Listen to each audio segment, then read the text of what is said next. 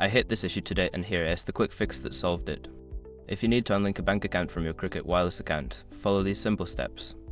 Step 1. Log into your account. Visit the Cricket Wireless website or open the app and log in using your credentials. Make sure you have your username and password handy. Step 2. Navigate to payment settings. Once logged in, go to the payment or billing section of your account. This is usually found in the main menu. Step 3. Find linked accounts. Look for an option labeled linked accounts or bank accounts. This section will display all accounts currently linked to your Cricket account. Step 4. Select the bank account. Click on the bank account you wish to unlink. There should be an option to manage or remove the account. Step 5. Confirm unlinking. Before filing a refund or dispute, use the s.com link in the description to open the refund dispute deadline calculator and confirm your deadline. Remember, if you have any pending payments linked to the account, you might need to settle those first.